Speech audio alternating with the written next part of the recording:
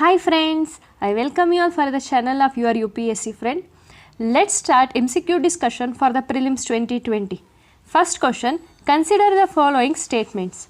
First statement, the President can direct that an act of Parliament does not apply to or applied with the modification and exceptions in the autonomous districts of Meghalaya, Tripura and Mizoram.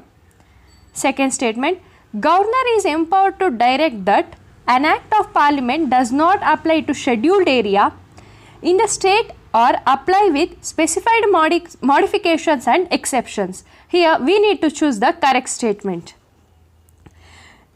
Here both the statements are correct, hence the answer is C. Under the territorial jurisdictions of central and state legislation, Parliament can make laws for the whole or any part of the territory of India. The state legislations can make laws for the whole or any part of the state. Parliament alone can make extraterritorial legislation. However, the laws made by the Parliament are not applicable in the following areas. The President can make regulations for the peace, progress and good government of the 4 union territories, that is Andaman and Nicobar, Lakshadweep, Dadra and Nagar Haveli, Daman and Diu. In the second, the Governor is empowered to direct that an act of Parliament does not apply to the scheduled area in the states or applied with the modifications and exceptions. Third, the Governor of Assam may likewise direct the Act of Parliament does not apply to the tribal areas in the state or apply with specified modifications and exceptions. Next question. Under the Government of India Act of 1935, power to make legislation on residuary subjects were given to A. Federal Legislature, B. Provincial Legislature, C. Governor General, D. None of the above. Here the correct answer is Governor General, that is C. The Government of India Act 1935 provided for the threefold enumeration, that is federal, provincial and concurrent. And under this, the residuary powers were given neither to the federal legislature nor to the provincial legislature but to the Governor General of India. Third question. Consider the following statements.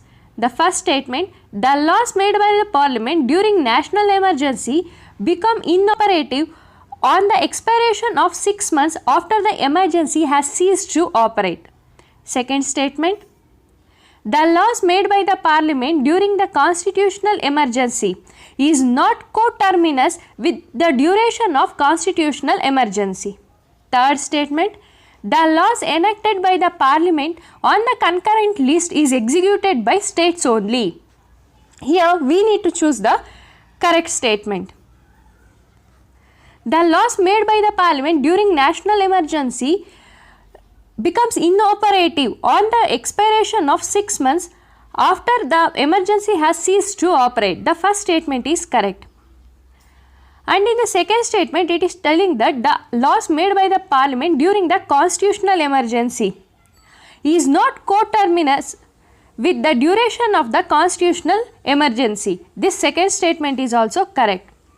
But the laws enacted by the Parliament on the concurrent list is executed by states or the center. This is not state only. Hence, the third statement is incorrect. Here the correct answer is 1 and 2 only, that is D.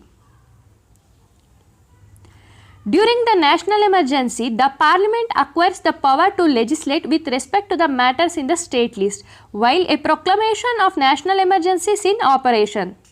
The laws become inoperative on the expiration of 6 months after the emergency has ceased to operate. When the President's rule is imposed in a state, the Parliament becomes empowered to make laws with respect to any matter in the state list in relation to that state. A law made so by the Parliament continues to be operative even after the President's rule. This means that the period for which a law remains in force is not coterminous with the duration of the President's rule. But such a law can be repealed or altered or reenacted by the state legislature.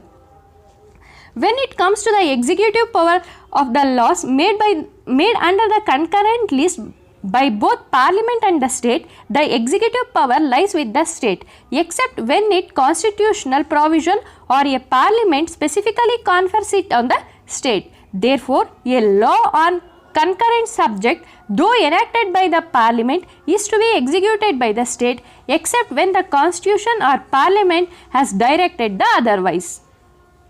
Next question. Which of the following statements are correct? First statement, there is a panel of 10 chairpersons in case the office of both Speaker and Deputy Speaker fall vacant in Lok Sabha. Second statement, the Speaker resigns from his office by submitting his resignation to the Deputy Speaker. Here also we need to choose the correct statement. There will be a panel of 10 chairpersons in the case when the Speaker or Deputy Speaker office fall vacant in the Lok Sabha. Hence, the first statement is correct. The Speaker resigns from his office by submitting his resignation to the Deputy Speaker, not to the President. Hence, the second statement is also correct. Hence, the correct answer is C, that is both 1 and 2. When the offices of both Speaker and Deputy Speaker fall vacant, the duties of the offices of Speaker are performed by such members of the Lok Sabha as the President may appoint or for the purpose. The Speaker submits his resignation to Deputy Speaker while the Deputy Speaker submits to the Speaker.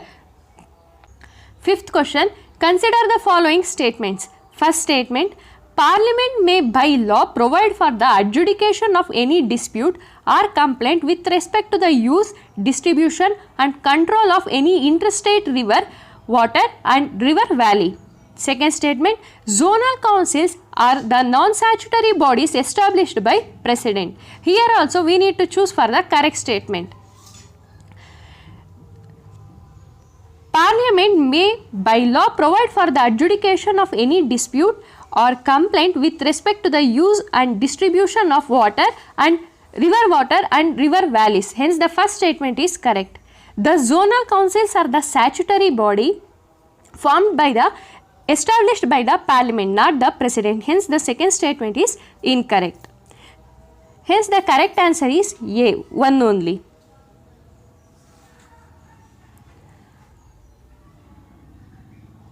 Under Article 262 of the Constitution provides for the adjudication of interstate water disputes.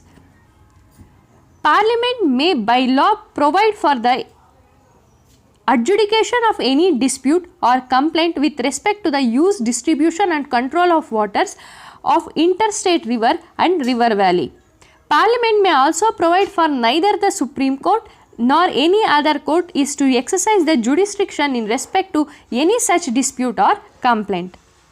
Zonal councils are the statutory bodies that are established by the Parliament under the State Recognition Act of 1956. It that divided the country into 4 zones. Zonal councils are headed by the Union Home Minister.